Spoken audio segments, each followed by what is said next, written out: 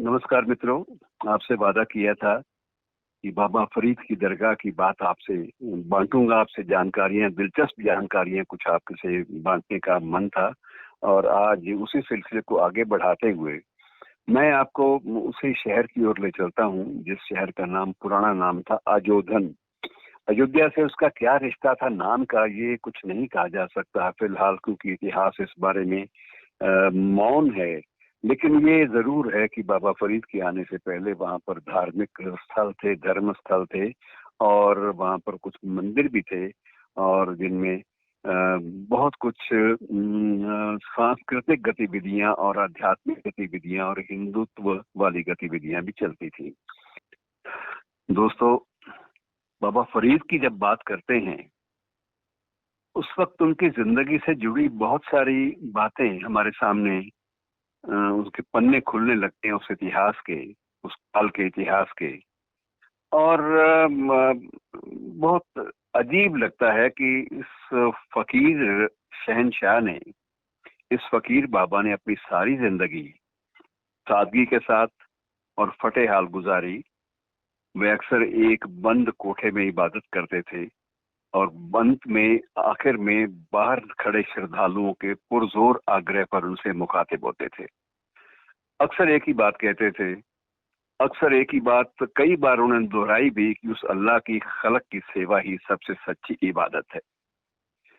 फरीदा, गर्व न कीजिए, ऊंचा देख आवाज, आजकल बोए लेटना, ऊपर आए घास। और इस तरह से, मतलब, ये जिंदगी का जो एक शून्यवाद है, जिंदगी की जो नश्वरता है, इस जीवन की, इस देह की, इस तन की, उसको पूरी तरह से वो समझते थे और उसी का प्रचार करते थे। और मित्रों, जिस दरगाह की मैं आज बात कर रहा हूँ आपसे, पाकपटन शरीफ में, अजोधन की, अजोधन जैसा पुराना नाम अजोधन था, तो वहाँ जो बाबा फरीद की दरगाह है, ये सफेद संगमरमर से बनी है। और पहले पहले जब बाबा ने सतलुज के किनारे स्थित इस स्थान पर अपनी धूनी रमाई थी, तब एक श्रद्धालु ने कहा था कि बाबा जी, यहाँ ना तो पानी साफ है, ना ही कस्बे में साफ सफाई, इस गंदगी में आप अल्लाह की बंदगी कैसे करोगे? तो बाबा फरीद का जवाब था कि जहां अल्लाह की बंदगी होती है, वह पत्तन पाक हो जाता है।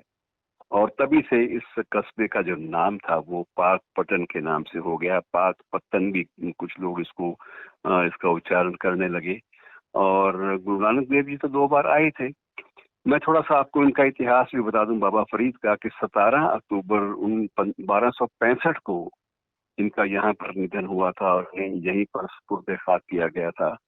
और इस दरगाह पर अब भी हर रोज हजारों की तादाद में लोग आते हैं। मित्रों, एक सरसरे जाति सा जिक्र भी कर दूं, क्योंकि मेरा जन्म भी इसी शहर, ऐसी मुकद्दस शहर का है। और हमारा जो घर था पुराना पुश्तैनी घर, वो बाबा फरीद की दरगाह के बिल्कुल करीब था। और मेरे वालिद साहब के, मेरे पिताजी के एक दोस्त थे, जो वहीं पर ही उनके साथी भी थे, उनके कुलीग भी थे, दफ्तर में भी इकट्ठे काम करते थे, और वैसे भी दोस्ताना उनका बहुत ज्यादा पूरे शहर में चर्चा का विषय बना रहता था। तो घर में जब 11 दिन के बाद जब चोला सेरेमनी मेरी हो गई, तो उसके बाद वो मुझे एक तौलिए में लपेटकर बाबा फरीद की दरगाह पर ले गए थे, और दरगाह पर उन्होंने, दरगाह से मुझे छुआ कर वापस ले आए थे। और उनका मकसद ये था कि बाबा की जब तक बरकत ना होगी, बाबा का जब तक आशीर्वाद ना होगा, तब तक संतान जो है वो सुखी नहीं रहेगी। अब सुख दुख मित्रों, ये तो बात की बातें हैं। बहुत सारे मोड़ जिंदगी में आए, लेकिन कोई अच्छे लम्हे अगर आए तो मैं उन्हें उस बाबा फरीद की दरगाह की उस छुअन की देन मानता हूँ।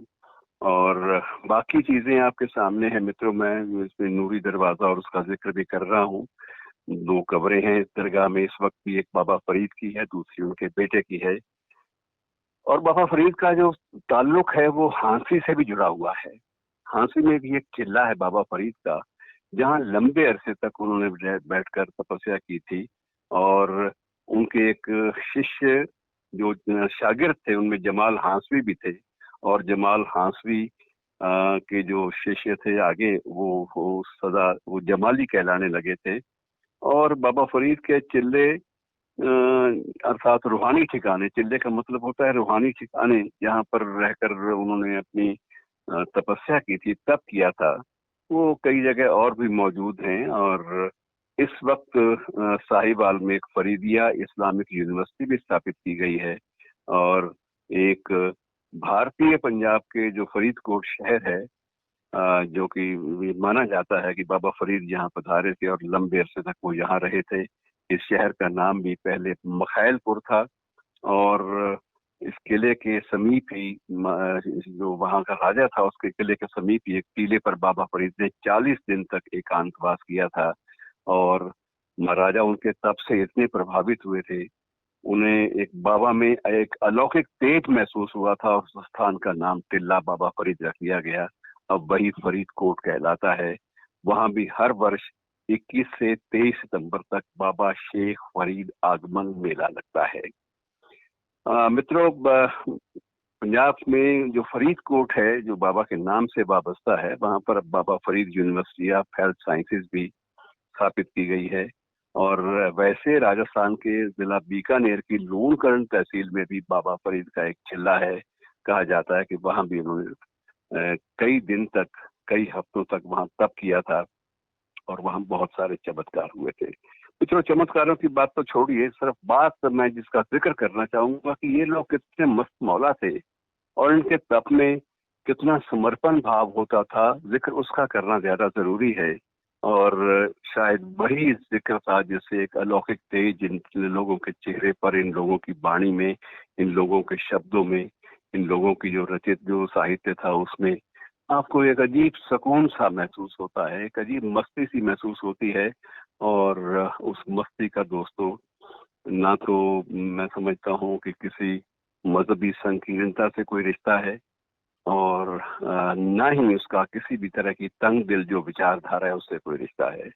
और मित्रों, गजब की बात तो ये है, दिलचस्प बात, की बाबा फरीद की दरगाह पे भी, जहाँ लोग मुरादें अपनी पूरी करवाने जाते हैं, उस दरगाह पे भी विस्फोट हुए। वहां के आतंकवादियों ने 2 बार विस्फोट किया और एक बार तो भगदड़ भी मची। और भगदड़ इसलिए मची कि क्योंकि वहां का जो बहिश्ती दरवाजा है वो सिर्फ एक रात के लिए साल में खुलता है।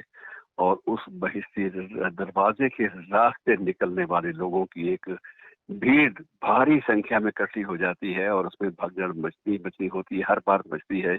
और बहुत कम लोग जो हैं वो बहिश्ती दरवाजे को पार कर पाते हैं। और बहरहाल मित्रों, ये बहुत दिलचस्प किस्से हैं।